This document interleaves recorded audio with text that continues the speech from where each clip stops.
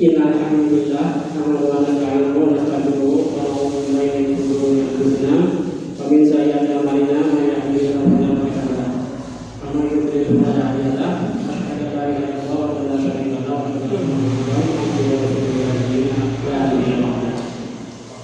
Allahumma shalli ala Muhammad wa ala alihi wa ashabihi ajma'in.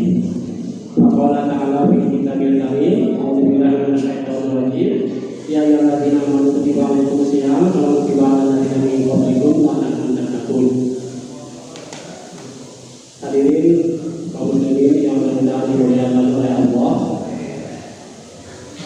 Pada yang pertama kali, kata yang Allah kita ucapkan dengan menjadi rasa puji syukur kita kepada Allah Subhanahu wa taala. Allah memberikan rahmat-Nya, hidayah-Nya, memberikan kesehatan kepada kita sehingga kita masih dapat melaksanakan sholat tarawih berjamaah pada malam ini.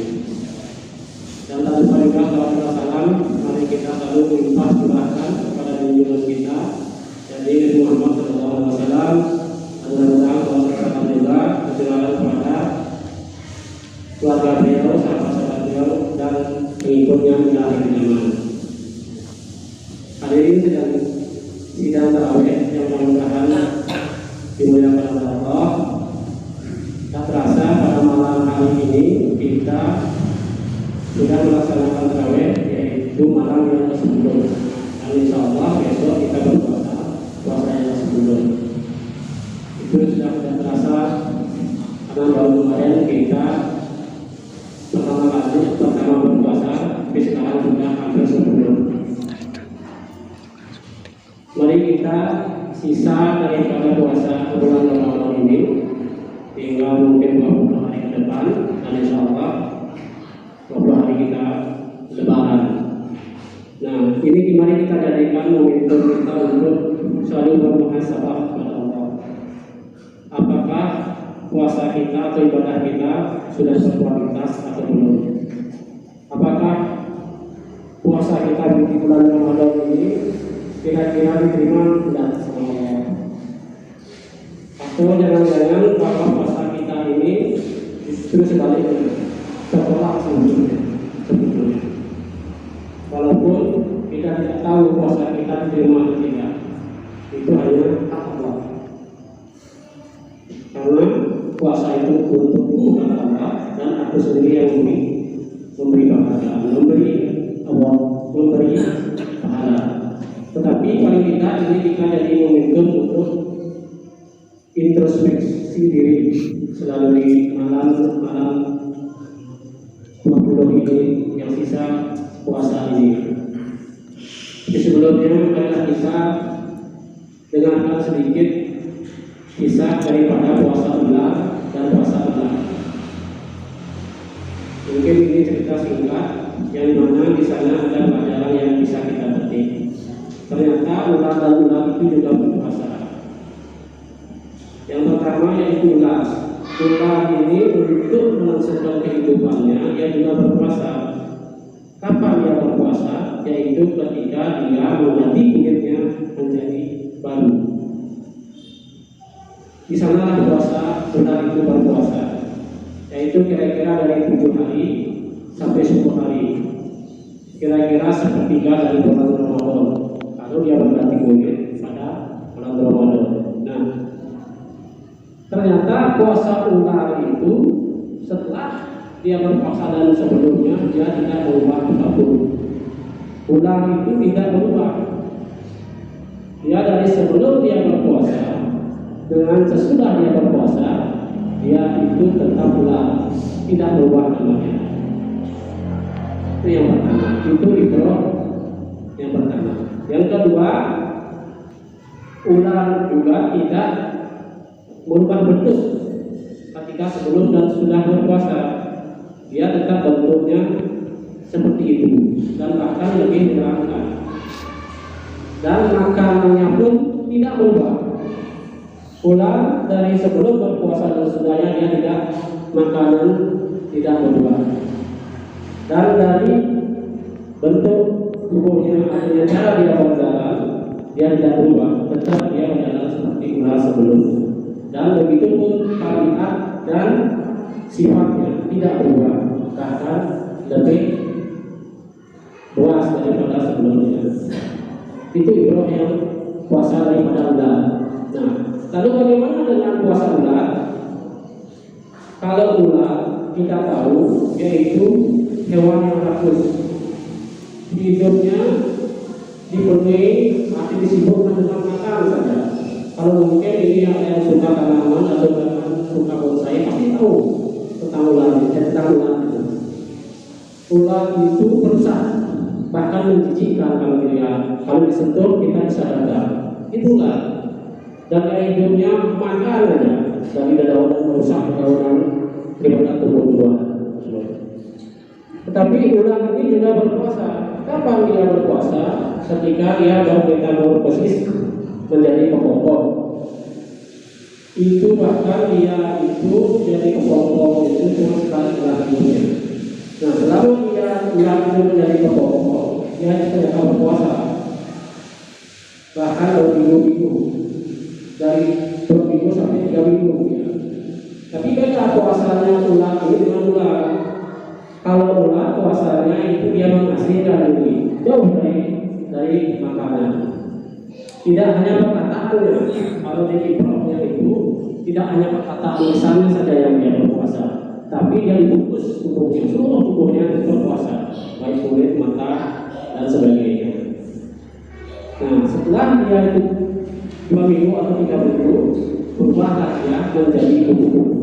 Nah, ternyata puasa ulang ini sebelum dan sesudahnya itu banyak perubahan, bahkan berubah drastis. Apa itu yang bisa kita ambil dari puasa ulang ini? Yang pertama, ternyata ulang ini sebelum dan sesudah berpuasa itu dia berbeda. Bedanya apa dari nama? Sebelumnya ulang, ketika sudah berpuasa dia berubah menjadi kuku-kuku. Dari bentuk pun dia berubah. Yang dulu menjijikkan, tapi setelah dia berpuasa dia begitu indah. Dan bentuknya pun berubah. Makanannya pun berubah, yaitu dulu ular yang makan dedaunan yang merusak tumbuhan, tapi ketika dia berpuasa berubah menjadi kupu-kupu, makanannya pun berubah. Yaitu apa? Sari daripada bunga, ataupun dia makan madu, hanya makan yang baik-baik, tidak pernah makan yang jelek-jelek. Dan sifat dan tabiatnya pun berubah. Yang dulunya dia itu cuma melayang di daun, tapi ketika dia berpuasa dia bisa terbang dan menampakkan keindahan dia terbang. Nah, itu puasa ular dan ular. Lalu apa kaitannya dengan puasa kita? Nah, lalu puasa kita termasuk yang mana?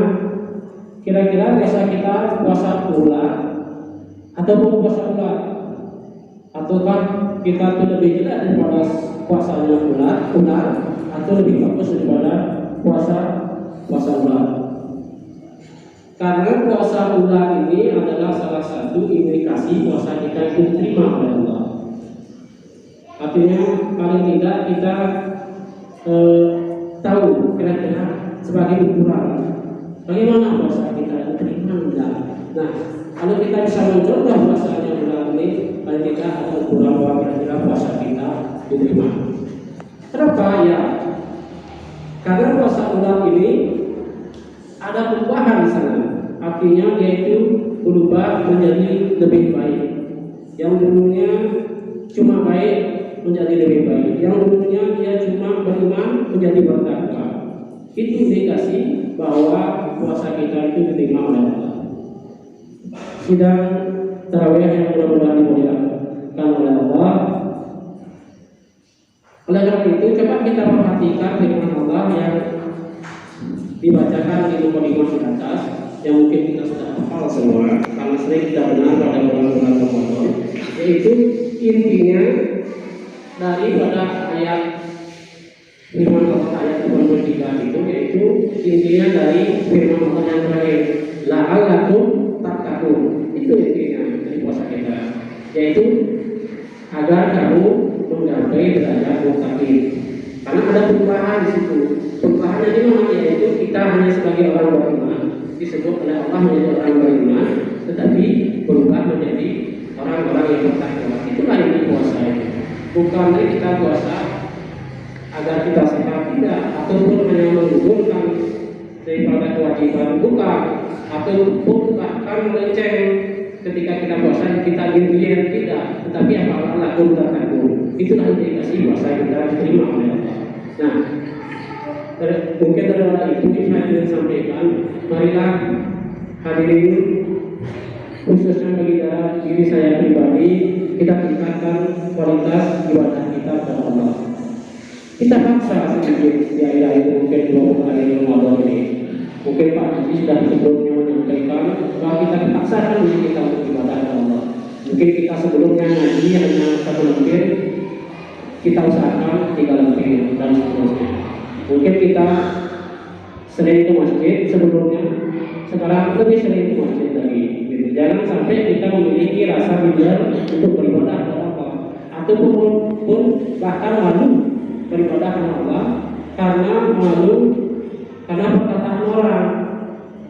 Malu sholat masjid, tapi dibilang soal ini.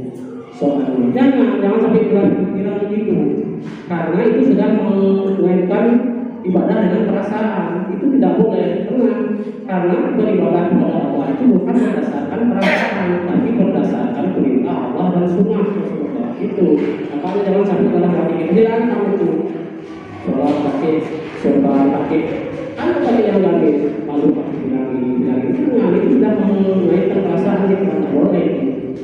Nah, untuk itu sekali lagi kami menekankan, mari kita tingkatkan kualitas ibadah kita, kualitas puasa kita, dan kualitas keimanan kita agar menjadi orang-orang yang bertakwa. Cuma itu aja yang dapat saya sampaikan. Mudah-mudahan bermanfaat. Mudah-mudahan kita masuk orang yang istiqomah dalam menjalankan perintah Allah. Mudah-mudahan kita selalu meningkatkan kualitas ibadah kita kepada Allah yang tentunya didasarkan dengan ilmu. Akhirul kalam, fastabiqul khairat. Wassalamualaikum warahmatullahi wabarakatuh.